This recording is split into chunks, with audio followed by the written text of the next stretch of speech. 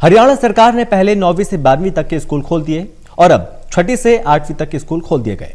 ऐसे में सवाल यह है कि सरकार को स्कूल खोलने की इतनी जल्दी क्यों पड़ी थी? क्या बच्चों को बिना वैक्सीनेशन के स्कूल बुलाना एकदम सही है?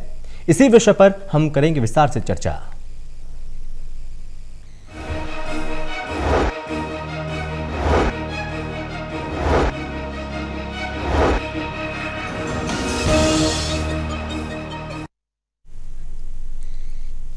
और इसी पर चर्चा करने के लिए हमारे साथ मेहमान भी जुड़ गए हैं। डॉक्टर नरेंद्र सैनी, पूर्व महासचिव आईएमए हमारे साथ जुड़ गए हैं। कुलभूषण शर्मा, अध्यक्ष पब्लिक स्कूल एसोसिएशन हमारे साथ जुड़ गए हैं। विक्रम लूथरा, अध्यक्ष हैं हरियाणा स्कूल वेलफेयर एसोसिएशन के, और साथ ही जिम्मी चुग, प्रतिनिधि अभिभावक संघ के हमारे साथ जुड़ गए हैं। आप सभी मेहमानों को बहुत बहुत स्वागत है। चर्चा की शुरुआत करेंगे, लेकिन उससे पहले आपको एक रिपोर्ट दिखाते हैं कि कोविड काल की दूसरी लहर अभी ढलान पर है, लेकिन तीसरी लहर कई राज्यों में पैर पसार चुकी है। एक्सपर्ट भी तीसरी लहर को लेकर लोगों को सावधानी बरतने की सलाह दे रहे हैं। और ऐसे में हरियाणा सरकार ने पहले 9वीं से 12वीं तक के स्कूल खोल दिए और अब 6ठी से 8वीं तक के स्कूल खोल दिए गए।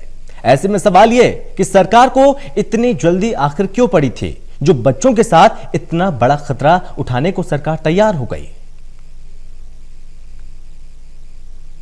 कोरोना महामारी की वजह से पिछले 1.5 साल से सभी शिक्षण संस्थान बंद थे। दूसरी लहर की कम होते ही कुछ राज्यों ने अब धीरे धीरे स्कूलों को खोलना शुरू कर दिया है। हरियाणा सरकार ने पहले 9वीं से 12वीं के स्कूल खोले, अब 6ठी से 8वीं तक के स्कूल खोल दिए गए हैं।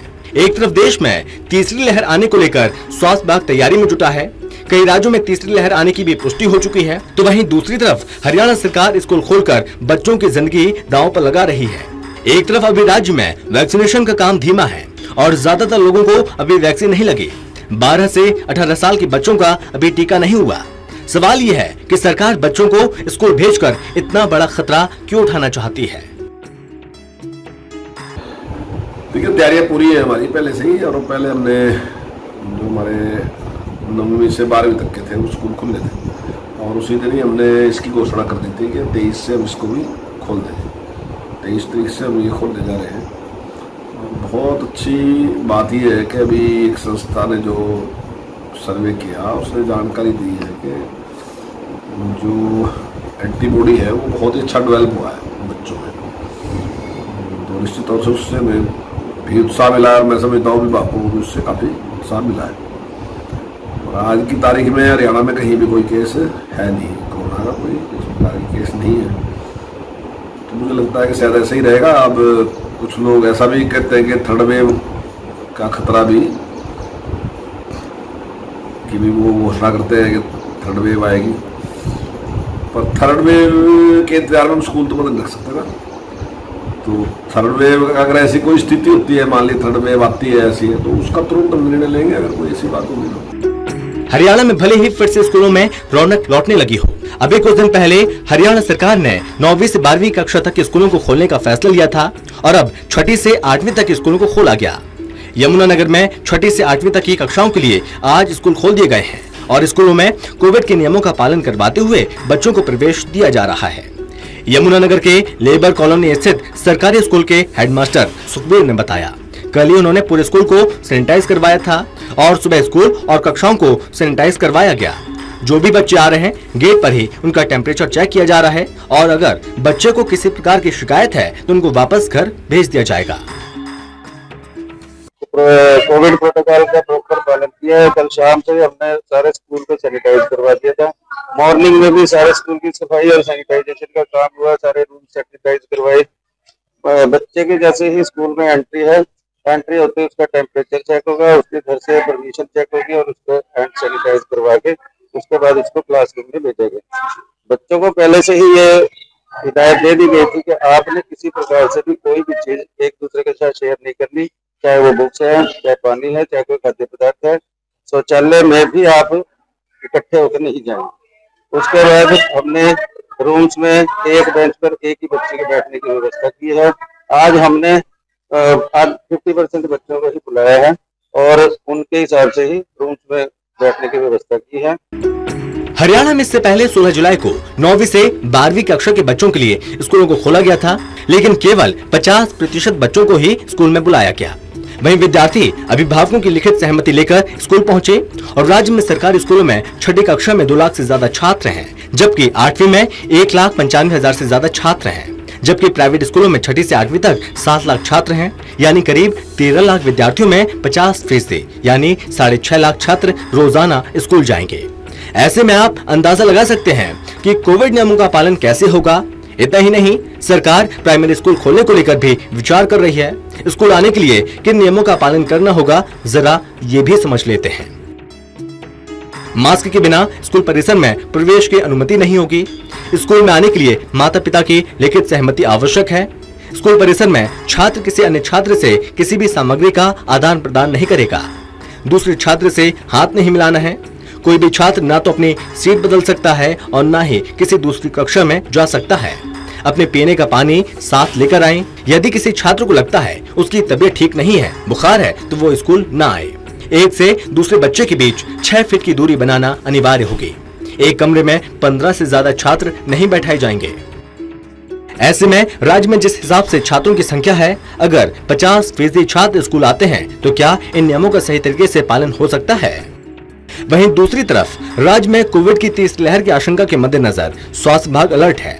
संक्रमण से पहले ही तैयारियां की जा रही हैं। फतेहाबाद में 50 mlt का ऑक्सीजन प्लांट तैयार किया गया, जिसकी टेस्टिंग की गई। ये नागरिक अस्पताल में बच्चों के लिए बनाया जा रहा है। अलग से ICU बेडों की संख्या को बढ़ाया गया। जिले के टोहाना, भट्टू और भूना में लगाए जा रहे 200 mlt तक के ऑक्सीजन प्लांट।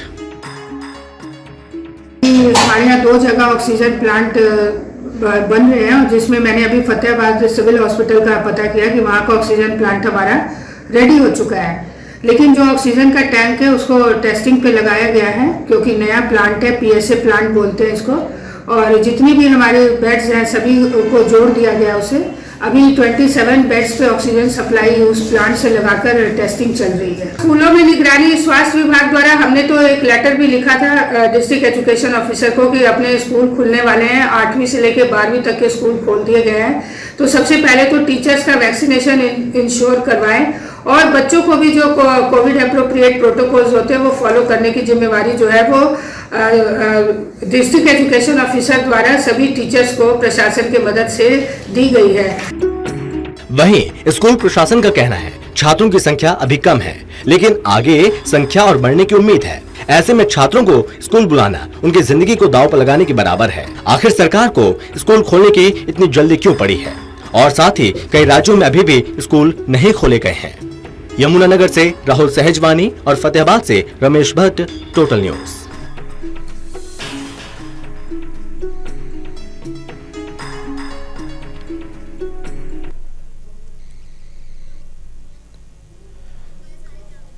और चलिए इसी पर सीधे चर्चा की शुरुआत करते हैं और हमारे साथ सारे मेहमान भी जुड़ गए हैं। तो कोविड काल में स्कूल खोले गए हैं, ऐसे में तमाम सवाल खड़े होते हैं। सबसे पहले रुक कर लेते हैं डॉक्टर नरेंद्र सैनी हमारे साथ जुड़े हुए हैं। तो डॉक्टर सैनी, यहाँ पर दूसरी लहर अभी खत्म नहीं हुई और तीसरी लहर को अलर्ट है, तीसरी लहर को लेकर अलर्ट भी जारी कर दिया गया, और ऐसे में हरियाणा में कोविड काल में स्कूल खोलना कितना सही लगता है?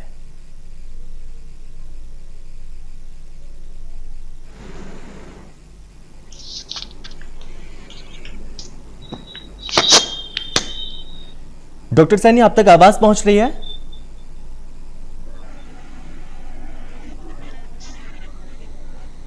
चलिए, यहां पर हमारे साथ डॉक्टर सैनी भी जुड़े हुए हैं। शायद तकनीकी खामी के चलते आवाज तक नहीं पहुंच रही है उन तक। इस बीच यहां पर पब्लिक स्कूल एसोसिएशन के अध्यक्ष हैं कुलभूषण शर्मा जी। कुलभूषण शर्मा भी हमारे साथ जुड़े हुए हैं। कुलभूषण जी, सरकार का फैसला कितना ज्यादा सही है? कोविड का काल चल रहा है और इस बीच यहाँ पे स्कूल खोलना कितना सही लगता है? ये आपने अभी देखोगे एम्स के जो है चीफ हमारे मिस्टर गुलेरिया, उन्होंने भी कहा है कि बच्चे जो है सबसे सेफ जोन में हैं और स्कूल जो है प्राइमरी उन्होंने कहा है कि प्राइमरी से खोल दिए जाने चाहिए। अभी जैसे 9, 6, 8 to 12 तक स्कूल्स की बात है, उन्होंने कहा प्राइमरी के स्कूल खोल दिए जाने चाहिए। और इसी प्रकार ICMR की भी रिपोर्ट है कि बच्चों के अंदर इम्यूनिटी बहुत स्ट्रॉन्ग है, तो स्कूल खोलने में कोई रिस्क नहीं है। उसके बावजूद भी हम चाहते हैं कि बच्चे इसमें स्कूल खोले जाए, तो उसमें जो है संख्या का बहुत ध्यान रखा जाए, सैनिटाइजेशन का बहुत ध्यान रखा जाए। इस समय साउथ एशिया में जो वर्ल्ड बैंक की रिपोर्ट रिपोर्ट आ रही है कि बहुत ही बड़ा एक लर्निंग लॉस, $600 मिलियन का जो है लॉस होता है। और ये जो सिचुएशन, ये अभी ऐसा नहीं कि किस प्रकार की सिचुएशन रहेगी, कितनी भीड़ रहेगी, तो स्कूल्स को बंद रखना इसका कोई विकल्प नहीं था। इतने बड़े मेडिकल जो एक्सपर्ट्स की रिपोर्ट आ रही है, तो बहुत एहतियात के साथ बच्चों की सेफ्टी से उसकी गाइड बनाकर स्कूल खोलना उचित कदम है। उससे बच्चों को जो शिक्षा का जो पढ़ रहा है, लेकिन जी बहुत कम आ रही है। चलिए चलिए जिम्मी चुग जी, आपका रुख करते हैं। क्या लगता है स्कूल खुलने से आप सहमत हैं? सर, हरियाणा सरकार, हमारे शिक्षा मंत्री, हमारे मुख्यमंत्री, इन्होंने हमारे बच्चों को टेस्ट बना दिया है। ये चाहते हैं कि तीसरी लहर हरियाणा में नहीं आई, जल्दी आए। लाखों बच्चों के ऊपर टेस्ट कर रहे हैं ये, लाखों के बच्चों को, किसी के ऊपर कोई वैक्सीन नहीं है। जब सेंट्रल गवर्नमेंट के कोई भी IT इंस्टीट्यूट, कोई भी मेडिकल इंस्टीट्यूट अभी तक नहीं खुले हैं, तो इनको क्या कितनी जल्दी हो रही है कि हमारे बच्चों के ऊपर टेस्ट कर रहे हैं। और दूसरी बात मैं आपको कहना चाहूंगा, इनको इतनी जल्दी इसलिए हो रही है क्योंकि ये चाहते हैं कि जल्दी से जल्दी स्कूल खुले और जल्दी से जल्दी स्कूलों के अंदर जितने भी नेता लोग के या जितने भी अधिकारियों के पैसे लगे हैं वो फीसों के रूप में इनको मिल जाए, इसलिए स्कूल खोले जा रहे हैं। हम तो सीधा रूप में हरियाणा सरकार को कहेंगे, स्कूल खोलने का डिसीजन मतलब आप अपने आप को तीसरी लहर के अंदर, अपने आप को तीसरी लहर में बुलाना चाहते हैं। आप केरला में देख लीजिए, 17,000 केस रोज आ रहे हैं। क्यों आ रहे हैं? क्योंकि वहां पे डेली के ना डेली, क्योंकि हरियाणा सरकार की तरह मान लो आप अभी से डिसीजन ले रहे हो कि हाँ भैया स्कूल जो है हम खोलेंगे, स्कूल खोलेंगे, क्या होगा? क्या टीचर्स को वैक्सीन पूरी लगी है? क्या टीचर्स को सेकंड डोज लगी है? नहीं लगी है। किसी एक बच्चे को भी डोज लगी है? नहीं लगी है। जब आपके पास बच्चों को डोज लगाने का आपके पास कोई प्लान नहीं है, बच्चों की वैक्सीन नहीं आई है, तो क्या हमारे बच्चे एक प्रयोगशाला है जिनके ऊपर आप टेस्ट कर रहे हो कि हाँ भी हम पहले टेस्ट कर रहे हैं कि हाँ भी अभी स्कूल खोल के देखते हैं, अगर केस बढ़ेंगे तो हम बंद कर देंगे। मतलब बच्चे टेस्ट, बच्चों के ऊपर आप टेस्ट कर रहे हैं। हरियाणा सरकार क्या चाहती है कि मतलब फटाफट तीसरी लहर आए, बच्चों के रूप में हर घर में जाए। जब 1.5 साल में बच्चों ने कुछ जो एजुकेशन में खोया है वो 2 साल में खोलेंगे, क्या फर्क पड़ता है? ऑनलाइन एजुकेशन तो चल रही है, ये तो आप भी जानते हो। 1.5 साल और 2 साल में क्या फर्क पड़ता है? आज 6 महीने बाद डिसीजन ले लेंगे। पूरे हिंदुस्तान में जितनी स्टेट्स हैं, खाली हरियाणा सरकार को ही जल्दी हो रही है कि हाँ भैया हम स्कूल खोलें। क्यों? नेता अधिकारी सब लोगों के स्कूल हैं, सबके अंदर रिश्ते, चाहे नई सरकार है या पुरानी सरकार है, ये तो आप भी जानते हैं। पैसा लेने के लिए, फीस लेने के लिए, सिर्फ इसीलिए इन्होंने स्कूल खोलने की जल्दी की है। मैं भी आपकी स्टेटमेंट पढ़ रहा था शिक्षा मंत्री जी की कि वो कह रहे हैं हमने एक सर्वे करवाया। ठीक है, आपने एक सर्वे करवाया, उस सर्वे के अंदर कितने आपने अभिभावक जोड़े, उस सर्वे के अंदर आपने कितने पेरेंट एसोसिएशन के लोग जोड़े, उस सर्वे के अंदर आपने कितने लोग जोड़े। ठीक है, आपने घर बैठ के स्कूल एसोसिएशन के साथ सर्वे करवा लिया, उसकी ये रिपोर्ट बनाई और स्कूल खोल दिए। कल मैं अपने शिक्षा मंत्री से या मुख्यमंत्री से पूछना चाहूंगा, अगर इस स्कूल खोलने के डिसीजन के बाद एक भी बच्चा, मैं कहता हूं हजारों बच्चे नहीं, एक भी बच्चा पॉजिटिव होता है और उसकी डेथ हो जाती है, उसकी रिस्पॉन्सिबिलिटी किसकी है? क्या बोलेंगे? क्या प्राइवेट एजुकेशन लेगी? क्या ये जो जितने भी प्राइवेट स्कूल वाले हैं वो लेंगे? जब इनको पूरी फीस मिल जानी है, चाहे वो SLC रोक के मिले या किसी भी रूप में मिले, तो ये हमारे बच्चों के ऊपर, हमारे बच्चों को तो मत टेस्ट बनाओ तुम। हमारे बच्चे को टेस्ट की ट्यूब थोड़ी है। जब सेंट्रल गवर्नमेंट ने अभी तक नहीं लिया तो तुम्हें किस बात की जल्दी हो रही है? विक्रम लोथरा जी, कोविड वैक्सीन नहीं है बच्चों के लिए अभी, और वैक्सीन का ट्रायल भी बच्चों पर अभी पूरा हो नहीं पाया, और ऐसे में सरकार का फैसला कितना ज्यादा सही लगता है आपको?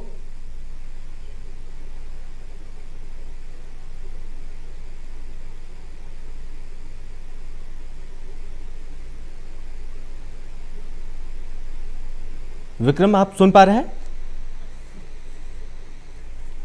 चलिए, यहां पर संपर्क नहीं हो पा रहा है। चलिए, डॉक्टर नरेंद्र हमारे साथ भी जुड़े हुए हैं।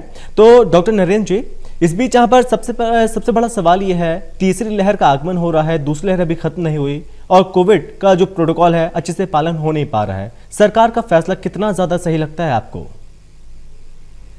देखिए, मैं जो पेरेंट्स जो है उनकी भावनाओं को भी समझता हूं, लेकिन एक चीज हमें ध्यान रखनी होगी कि जो बच्चे हैं उनका